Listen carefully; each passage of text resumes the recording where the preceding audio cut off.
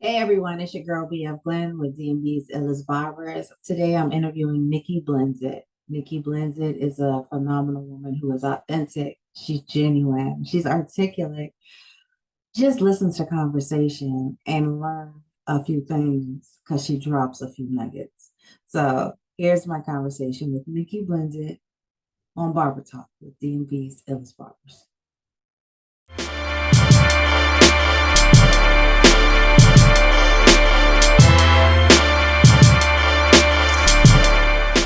All right, so Nickee Blendz, thank you for meeting with me again to discuss all of your endeavors. DMV'S Barbers is really intrigued and fascinated with everything that you're doing, not just with your business, but in the community. We feel your vibe across the screen, across various states, because you are in Virginia. And even though we're a tri-state situation, we feel it because we're miles and miles and miles away. So I wanted to start this podcast off with asking you how your day was. What is going on? Tell me about your day. Was it good? Was it bad? Did you have clients that had stuff to talk about? Are you decompressed already? What's going on? Good day, good day. Thank you so much for this opportunity to be able to share with you yet again. And you yourself and DMV Illis definitely is a vibe, and I appreciate this opportunity to share with y'all today. Today, honestly, was a great day. It was a productive day. As we know, I have this saying where it's either we're uprooting, planting, or watering with people that we come in contact with. So that's where I had to get my hands dirty today in some situations and just taking and contributing the best way that I can. But it was great. It was definitely great. How was your day? It was absolutely amazing. I could not complain. I could not complain. And so, yeah, it was absolutely amazing. I'm right there with you on that. Before we jump into the interview questions, I wanted to say congratulations for making it to the cover on the next DMV Barbers magazine that's coming out. So, thank you. So honored. I'm telling you, I'm like trying not to cry. I'm gonna be a G while we're up here, but like I just consider it an honor. So thank y'all so much. absolutely. So, I want to play a couple of games with you. One is Would You Rather, and then the next one is a math question. Hold on, like that. I didn't study for that. Oh no, you about to see another side of me. All right, I'm ready. Let's go. Before we jump into the real questions, so would you rather a documentary or reality TV? Would I rather a documentary or reality TV? A documentary for sure. That makes a little bit more control. And then it's a storyline. So like reality TV, you got to get the nitty and gritty just to be entertaining. And so I'm a raw and real individual, so I like to cut to what the truth is and not trying to entertain. I love that. And do you have a favorite documentary? Ooh, do I? Or type of documentary? I'm gonna give you an example. Like I've really engaged in Star Talk type stuff lately. So what is yeah. Like Ava, she's a producer. She's come out with a wealth that I think it was a great insight for the community on some issues and things that we really haven't seen in the forefront. So really, like I said, the raw, the real things that could translate into my life, or being able to see, the diamond in the rough type situations. Those are the things that usually catch my eye. I love that. I love that. Okay, awesome, awesome. Okay, so would you rather a homemade meal or a 5-star vegan meal? Woo! Dang, I was plant-based for 3 years. That's tough. But a home cooked meal, like that could still be plant-based. Oh my gosh, I'm gonna overthink it. I'm a foodie and I'm all about experiences. So I love to go out, and that's my escape, is to go out and eat. But I also love to cook. So I don't know, it's just food. So I'm gonna eat. Oh man. Maybe going out because it's like a whole experience and adventure. I'll take that one. I'm with you on there. That was also mine. Okay, what about old school hip hop or new age hip hop? Absolutely old school. I don't even know any songs that's out right now, so we be vibing in here to some throwbacks for sure. Just knowing where it got started. Like I'm old school all day. And that was actually the segue to my next question was like, what is the vibe in your shop? Are you watching YouTube all day? Or are you vibing out to tunes? What is that vibe like? Okay, so it's interesting. First timers, they always get jazz music, right? And the reason being is because I don't want words to be misinterpreted. It gives me that time to build that trust and rapport and to actually be able to focus on the conversation without any confusion or any conflict with other words coming in. So I always tell people, once you're in, when you get words, you know you're solid with me at that point. Like you're a part of the squad. And so we usually vibe out to R&B. I got some Christian rap in here. Just really trying to do things that speak life or exposure to things that aren't the norm because of this space being a space of tranquility. So even being able to have waterfalls on sometimes. So it's really set and determined by my guests. I do a temperature check when they get in here. And usually based on that will determine where we go from there. YouTube, DJ Cassidy, Pass the Mic, or Tiny Desk are like some of my choices when it comes down to selecting music. But really, just anything that is able to take them out of an element and put them into another headspace in a positive light. I like that. And so you do the temperature check, and I know everybody understands that that is more of a metaphorical and not a physical temperature check because we're coming out of the COVID. I still do that too. Oh, over here. I know that's right. So do you then, so how do you keep track of whose temperature is what? You know, do you make a note in your phone or something like that? So it's a mental note, and that comes with the trust and rapport and over time. I know the workload that individuals have, and even sometimes I'll experiment to try to put people in a different headspace. I know the ones that are going to come in here that's exhausted because they're tired every week. And I always tell them, listen, I prefer for you to use this space as a dumping session or to even go to sleep. Because I'd rather you go to sleep in here than behind the wheel. I'd rather you get out whatever frustrations you may have in this space than taking it out on your family when you get home. And so it's just really taking and you know, putting that mental note. And then, you know, one day someone came in and I said, you know, what type of vibe are you in? And my guests are so awesome because they know my boundaries. Like I don't allow cuss words in here, nothing with violence and stuff like that. So, you know, someone was getting ready for their homecoming and they was like, you know what, I'm feeling like 2000s R&B. I was like, oh, we can do that. And so, you know, if it's their birthday, I try to open up that space. And I try to keep it safe within boundaries because, you know, my taste or business taste isn't always the taste of everybody. So again, just knowing my guests and doing that temperature check and determining the level of professionalism with the stuff that's put forth. So I absolutely love that. And you're the first person I've ever heard say that. So like kudos to you for that. Okay. Because I remember in our last interview, you were also the first person that I heard mention washing hair after cutting it, because you know my son would come with hair in his ears and all that. And I'm like, yeah. So tell everyone while we're fresh where you're located, where they can find you, because I'm pretty sure they're intrigued by now. Right. I am in the Hampton Roads area of Virginia, in Portsmouth, Virginia. I recently just did a leap of faith. It has not been released, so I guess DMV'S is getting inside scoop. Of course, my guests know about it, but I wound up taking and converting a shed into a studio. So it's a full production studio. So not only am I cutting, but I do photography as well as podcasts and the whole 9 yards. And so that's something that I will be releasing later on. So I am in Portsmouth, Virginia, just sitting in the backyard. Amazing. And we're going to put your name across the screen, but if you could just say it for everyone real quick where they can find you online. Online? You can find me on Instagram at Nickee Blended, NICKEE BLENDZIT. That's correct. And we're going to put it on the screen. And obviously, like, congratulations to all of that, because that is new since we last spoke. So congratulations to you, my sister. Thank you. Thank you. And I have one last like brain teaser for you. It's that math question we talked about. Oh, that you probably hope that I forgot. All right. So what is my gosh, I see a lot. Okay, what was it? Please excuse my dear Aunt Sally. Let's see, what about 49? Is it 49? It's 49. No, it's not. Oh snap! I passed. Thank God. Almost didn't pass college, but I got that one.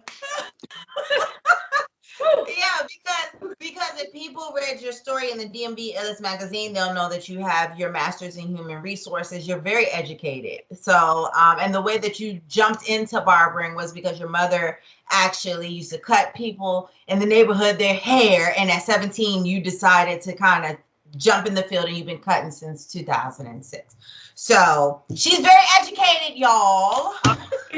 Yeah, definitely. That was a tough one. This is kind of a vulnerable moment for me to share, but I feel like I am not the only one that will benefit from the answer in this question, because I feel like the people watching this video will not all be in the barber or stylist or beauty industry, right? So I recently met someone who happens to be a barber, and I work from home. And as we were talking before the interview, I was telling you that I'm an introvert and I don't really deal with people all day. I write and edit all day long. So I have a lot of time on my hands. Obviously, that is different from what you and your colleagues experience across the industry. What advice would you give to someone who is not used to dating someone who deals with various personalities all the time? Because I know you guys have to decompress. I know that you guys in a lot. I know that you guys can't, like, I can sit on my phone all day long. I know that you guys not. So what advice would you give to those of us, because I know I'm not the only one with this issue. What advice would you give to us who are dating someone in your profession? Okay, so the advice I would give, when I get the answer, I'll tell you. Sorry, I'm just kidding. Is definitely to use your words. You know, in a lot of cases when dealing with individuals, especially because of schedules, personality types, the work overload, those different components, people try to love or to accommodate or be there for people based on what they think they need as opposed to what is wanted. And so in that space, you want to make sure that you are articulating those emotions and feelings. Like if you come in and I experience this with my daughter, it's like, baby, I need 10 minutes, you know, and just being honest and open to say, let me get my space, because in a lot of times we are so burnt out or overloaded that we'll make those individuals that are connected to us the closest pay for stuff that they did not do.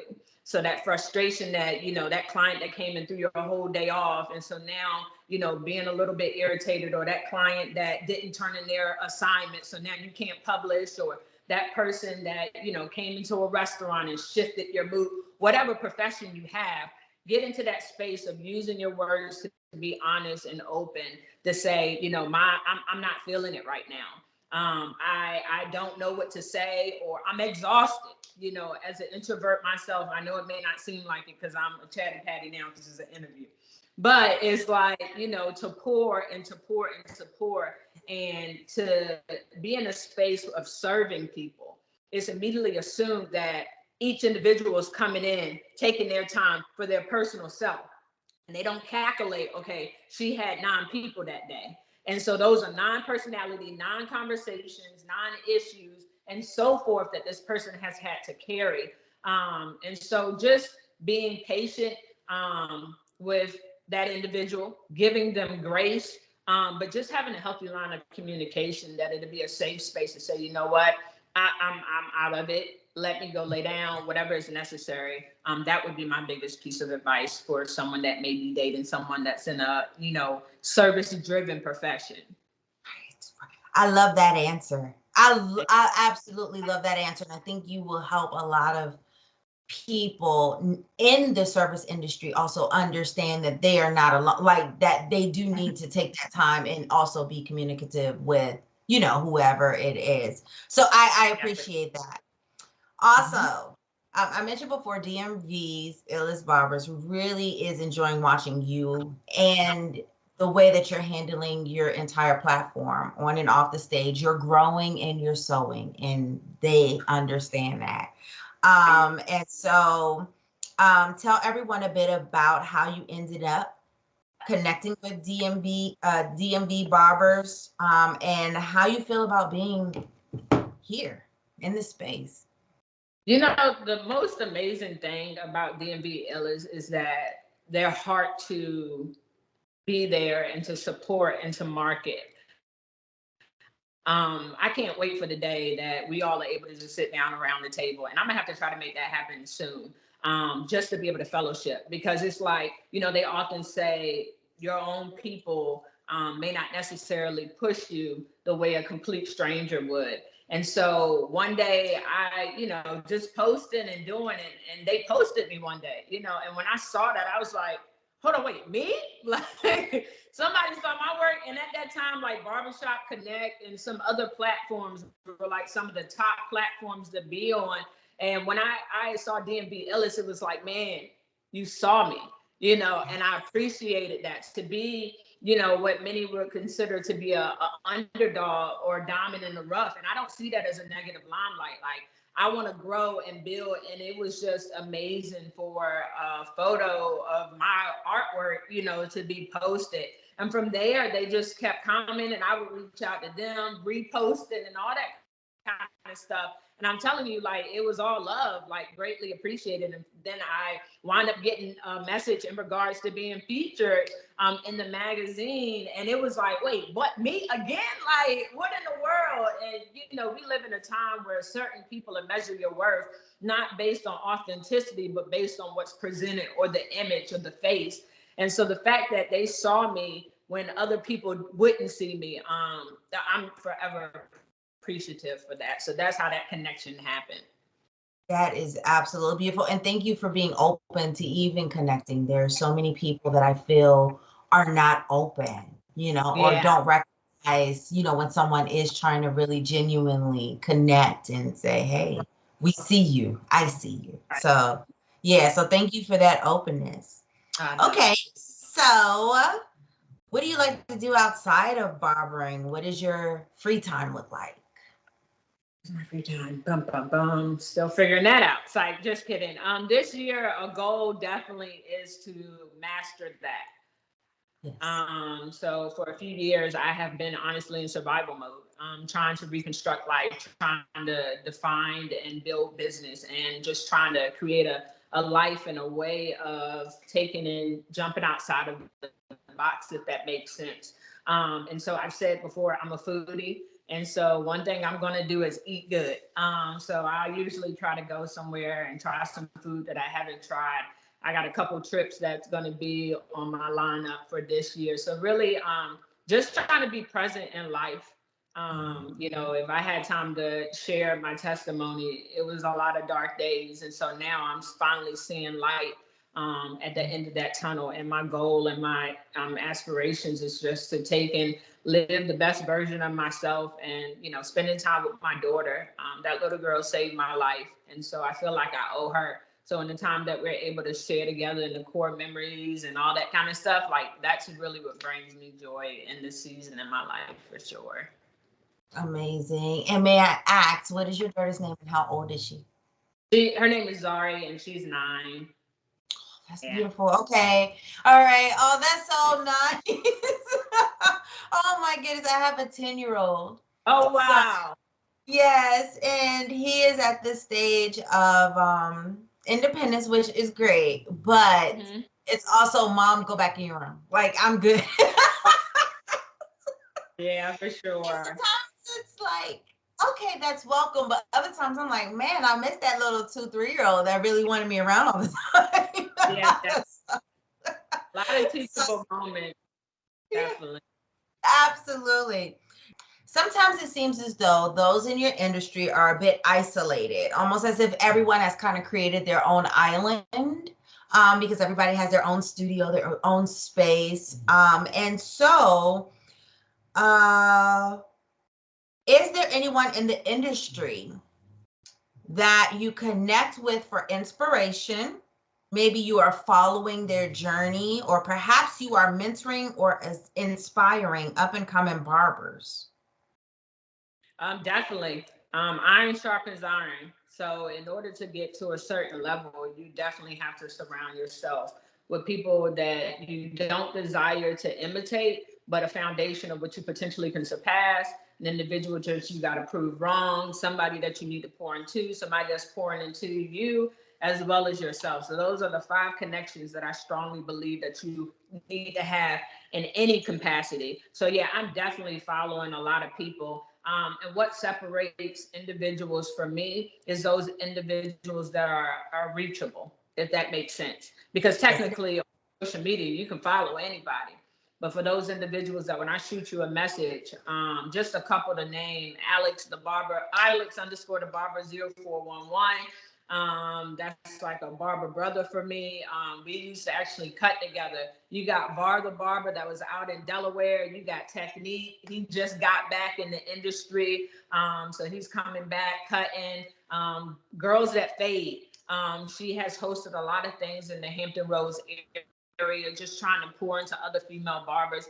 And so it's a whole bunch of people that really have contributed or, just shown the need for that sense of community within the barber industry. And, you got Clutch and Lock. I know she's a loctician and I'm a barber, but that motivation and inspiration of her constantly posting and putting out content and things like that. Like, I don't want to miss anybody in that, but that's just a few that I can throw out. And to me, that's a vital component of growth. Is to allow yourself to be connected to sources that's able to pour or challenge you, or that's able to take and present things in a different light for you, that essentially makes you, push or go harder. I love that. And I love that you could tell it's authentic because you're able to actually name some folks. So, yeah. And guys, she did not know the questions before coming in here, so she didn't research any of this. I would have had more people probably to name. So if I got somebody, you know who you are, much love to you for your support in all these years. Absolutely. Yeah, that wanted people to understand that, because we've spoken a few times and you're very articulate off the cuff. And so I wanted to also experience that for you as well. With me, once I leave, I'm like, daggone it. So it takes me a minute, but I knew you could come up with some stuff off the cuff. So then that leads me to the last time we spoke in the magazine article, you mentioned eventually creating an apprentice program where apprentice program structure, because that wasn't necessarily available for you. And I know we just spoke last year, so trust me, I know that is still pending. I just want to make sure you're still on track. That's still a goal of yours? Oh yeah, definitely. So this build out of the studio was kind of like a guinea pig to try to determine the ins and out of having an individual space that could catapult and support that vision that I had for that. So yeah, whereas the paperwork and the logistic things may not be completed yet, some other behind the scenes and foundation that would be vital is definitely in the making. I love that. I love that. I have one more question that is written, and then we can, talk off the cuff about anything else. Why do you think people care so much about their appearance and staying on top of these weekly or bi-weekly haircuts? I know in the last video, we talked about barbers being a place of safety, mentorship, a form of therapy, air quote, if you will. Do you think that plays a role more so than them actually caring about just letting their hair go wild? So that's a great question. Why do I feel like people come regularly, or is this a safe haven? And so with that being said, I think it's like a multifold. We live in a society that's image driven. I need to look the part. And then just upbringing plays a huge role in that as well. I always say when you look good, you feel good, you do good. And so I definitely believe when that level of confidence or that motivation that comes along with that, especially brown individuals, the stereotype and stigmas that are attached to our hair is almost being put into this box of expectation that if I don't appear a certain way, then it determines my worth and my value, which is ignorant. And I'm glad about the Crown Act and things like that that's coming in and trying to change that narrative. And so also being able to see, how coming into these spaces is an outlet. A lot of people are saying now within the industry, it shouldn't take that long to do a haircut, right? And so you got people that brag about only taking 25 to 30 minutes. And again, what I said earlier, if an individual can come into this space for an hour and have an outlet, whether they're tired, whether they're frustrated, whether they just need to escape from their reality, I think a lot of people utilize this space. I've asked people, and I structure my business solely around what my guests say that they need. My guests drive my business. When there's a price increase, it's not because of what I desire, it's what my guests say. When it's something that I add to the space or ways to enhance or expand, my guest input plays a huge role. So when I have to ask individuals like, why are you coming? It is essentially a need. Somebody wants certification for them. And it's like, man, you coming to get your haircut that, individual high in their profession. And it's like, dang, this is your vacation. And you would think that they will always be gone. So this space serves for so many people in different kind of ways. And that's why, I challenge barbers not to manipulate that. I said before when we did the interview previously, is that the title of barbers and stylists being called therapists is a dangerous territory.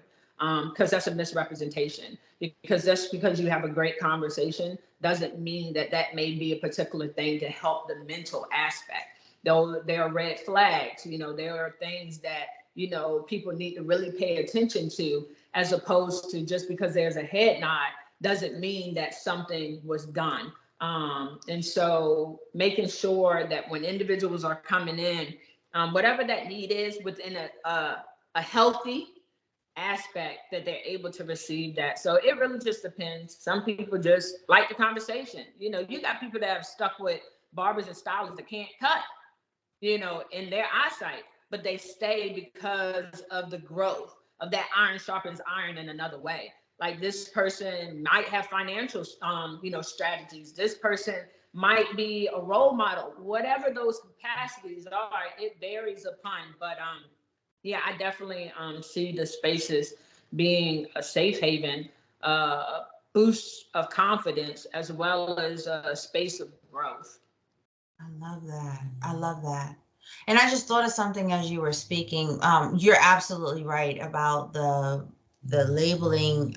Recently, I had another discussion with a stylist who wanted me to write an article for another magazine. So this is not DMV'S related, but she came to me and as I was writing her article, and as I've learned, across the board, all of you guys are saying that there's a sense of comfort there, a sense of safety. And so I cringed when she implied that I'm almost like a therapist, and I chalked it up to just the naivety of it, not necessarily it being malicious, because I see a therapist and there's no way, But I appreciate you for actually speaking on that and saying that out loud, because you don't want people to. It's a dangerous thing when people run with various titles and thinking that there's something that they're not, and that's not the case. So thank you for that. Oh yeah, definitely. Because I mean, my background is in counseling, and so that's where knowing from the time of being in certain settings and education and all that kind of stuff, like. We were always strongly urged not to give advice because it's based on a bias. When I tell you what I would do, it's based on factors of the perspective in which I see a situation, not taking in consideration what you have went through, your triggers, your trauma, any of those type of things. And so again, just because you're able to have a great conversation, I said it and I'll stand on it again. You've had a lot of stylists and barbers send people home with their last haircut of ever. Because of them taking their lives or because of that being a done-off for them. And they came in and they smiled and they gave you that handshake and they said, thank you. And they said, have a good day. And then they went home and never came back. And so making sure that, okay, I can be your dumping ground. I can be your punching bag and I can be your ear, but I still need you to schedule that appointment with a therapist, you know? And so making that become the norm. Because I've even thought about going back to school to get my license to be a licensed therapist. Because how dope. I got them for an hour sitting here cutting their hair. Why not? You know, and then I can honestly say I am a barber therapist, you know, like, so that's where my headspace is now, because it is a need. And, you know, within the community, it's a conversation now that we are open to, because we grew up with what goes on in this house stays in this house.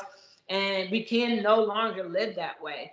And we have to start having conversations, healthy conversations, beneficial conversations, and get into a space of knowing there are other ways to handle the trauma and experiences in life. Absolutely. Well said. Again, well said. Okay. Yeah. So do you have, so remember I told you I was dating like a barber friend, and I remember him saying that Tuesdays are one of his favorite days because he gets to do most of the creative styles. Like most of the people, you know, do you have a favorite day, a favorite type of cut? Like, what do you look forward to throughout your week when it deals with your guests? I mean, the magic word for a barber is do whatever you want. You know, that's the safe space where it's like, you know.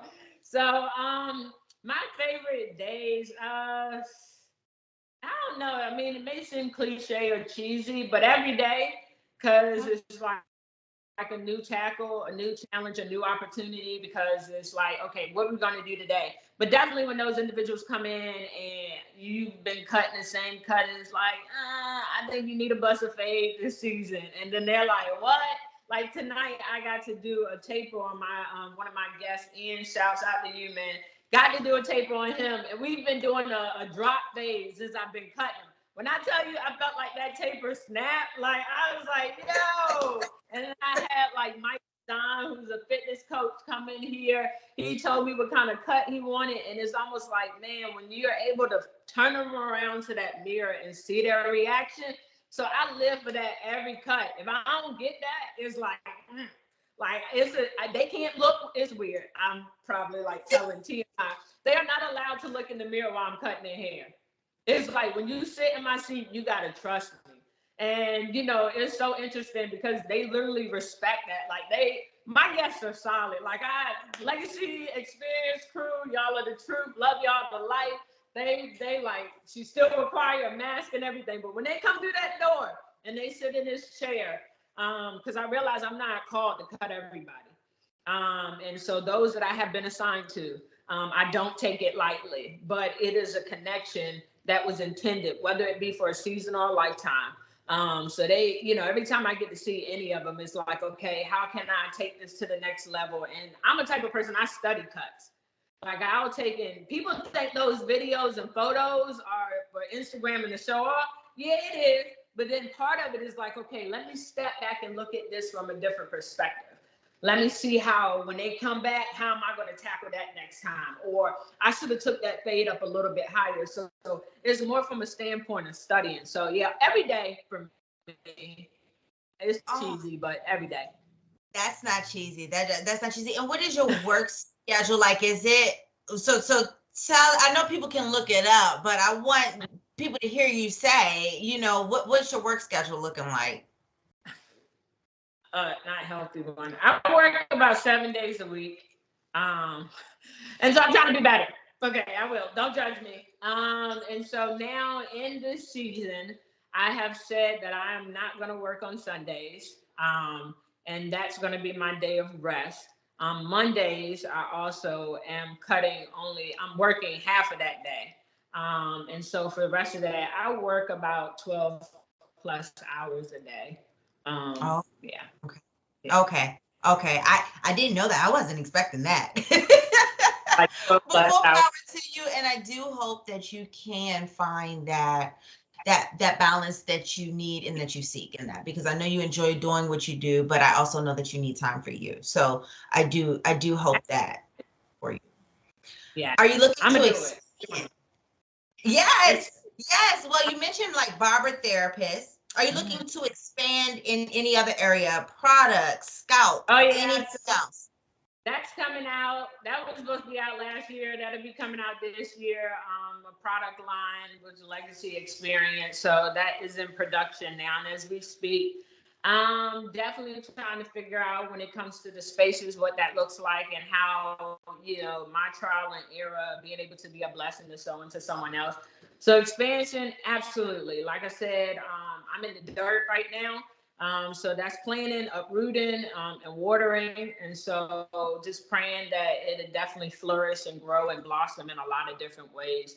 Trying to complete some books, definitely trying to grow my social media platform. This right here is definitely an inspiration because, again, being seen in a way in which, most people wouldn't see me based on where I am. I feel like I owe DMV my guests, as well as my legacy, my baby girl, everybody, to give everything that I got to the industry now. Because, who knows how many more years I got. And I have a saying, build a legacy worth following. Like, long after you're gone, what is your name going to have to say about you? And one of my guests, Marlene, she came in, and matter of fact, the video that we did, she saw it. She was like, oh, it was so dope. She said, because what people don't realize is that you're actually living the stuff that you're talking about. And she was like, man, you're my barber. And I was like, about to cry. I'm very emotional, but it's like, I'd rather that be the truth or the proof in my works, not the number of followers that I have, not the number of sponsorships, but I do want some. So Andis, Balls, Babulous, whoever else, if y'all say, hey, I'm over here.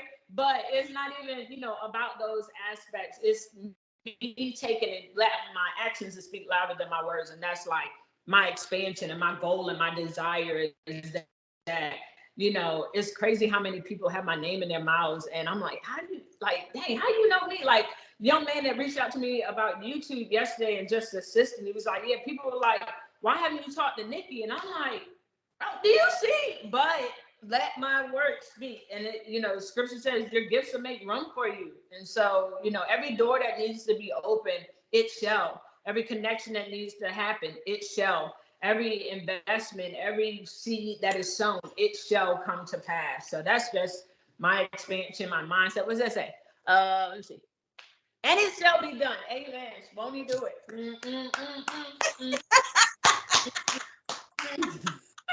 You see how I had that right here? I'm telling you right now. Yes, absolutely.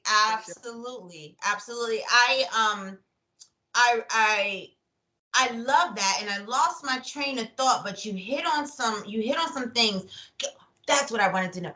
Before we started recording, you mentioned about your name, and I was like, is it Nickee Blended? I wasn't sure what to call you. I've been calling you Nikki. And so tell everyone exactly what you told me because it was inspirational. Go ahead, please. Okay. So when I was in high school, I had a homeboy come to me. He was like, what up, Nickel? So my name is Nicole. And when he said Nickel, I was like, that kind of got a ring to it. Like, I was like, okay, bet. This is what I'm gonna go off of. Never liked being called Nikki ever in my life because it was like so cliche. Your name is Nicole, you're automatically Nikki. And so, a lot of people didn't know at that time when he called me Nickel, it was almost like my way of escape. Because when I heard Nicole, it wasn't something I was proud of. When I heard Nicole, I thought of the depressed version of me, the girl that I didn't see as being beautiful, the individual that had to move her entire life, that would take and hold her backpack, hoping that, roaches wouldn't come out because of the life that she had, the girl that never wore the name brand clothes. And so it was almost like a sense of embarrassment when I heard Nicole. I had epilepsy when I was 9 years old. So the trauma of being bullied and teased, like all of that was attached to Nicole. So when he said it, it was like, here's my fresh start. And I legit was staying flat-footed. I went all the way into my, graduating from college and everything, demanding that people call me Nickel. I even threw an apostrophe in between the C and the O to make sense of how you would say nickel, just to justify that. I was on it. And so one day, I was traveling and I was speaking and, doing conferences and all that kind of stuff. I guess people consider me a life coach or a motivational speaker. One day I was just driving and I realized that the doors that God had purpose for me and those relationships and connections, I would never see the light of day of them as long as I was living as Nicole, because they were intended for Nicole. So it wasn't until I accepted and understood my truth. I used to say story, but when you say story has, you know, in a lot of cases, we think that it has to have this perfect ending to be shared. But our truth is who we are, the good, the bad, the ugly, all of it. And until I started to accept that, I would hinder and never be able to see the fullness of Nicole. And so before I know it, I was like, okay, God, I hear you. And I started going off to Nicole. But with Barber in the Instagram world, you got to have something catchy. So I went from straight to cut. I used to say, you know, my cuts used to get straight to the point. So that was my Instagram. Super long, unnecessary. So then after that, I was like, okay, a product line, a shop potentially would be called Quality Cuts. So I had that. So my homeboy, Alex _ the Barber 0411, he wound up coming up to me one day. He was like, yo, you need to change your name. And I was like, what do you mean? He was like, Nikki Blendz it. He said Nickee Blendz. And I was like, Nikki? But I said, Nickee Blendz? I was like, well, it kind of has a little ring. If I throw a couple of extra E's on there and put a Z at the end, then that'll put a little salt and pepper and some tap the brown seasoning on it to make it a little pop to it. So next thing you know, I was like, okay. So when my guests started coming in, it was like, Nickee Blendz. I was like, oh, okay, I can see that. And so I created a tagline of Nickee Blendz it. So if they ask you who faded it, tell them Nickee Blendz it. So that's how all of that came to pass. So thanks, Ashley. And I'm glad that we touch back on that while it's recording, because when we drop your handle, many people will make the mistake like me, like, hey, Nikki, and you will be triggered every single time. like don't call me that. But I cringe a little bit, but yeah. Oh my God. You are so welcome. So is there anything that you want to leave for anyone? You first off, like, drop some gems, and I'm glad, because it's not just about hair. You have been able to show the spectrum of not only what you can talk about, but just the spectrum of knowledge that's out there. So I feel like this interview will help a lot of people understand not just the industry, but understand mental wellness, okay, because of your certification, your verified, education in that. And so thank you for that. But is there anything that you want to leave for anybody? Anything you want to say? The floor is yours. Hi, y'all. Thank y'all so much again for this opportunity. I have a saying, L2BD. So learn, live, love to be different in a world full of copycats. You've been purposed for this. You've been assigned to this. So it's important that we begin to work and live out our purpose. It's not by happenstance we've been born at the time we've been born at. That first L, though, is that we got to learn to correct dysfunction that has become normal. And so we get to that place to step back and say, you know what, this may be toxic. This relationship may not be for me. This profession may not even be for me.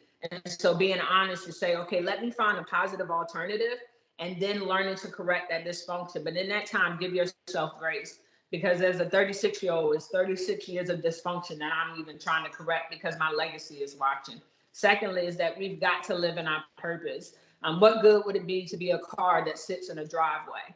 So what good is it as an individual that has been called to write a book or been called to take and go back to school or start a business that just sits there? Get up and live out your purpose, because someone needs to hear your truth. And then lastly, falling in love with who it is that you are.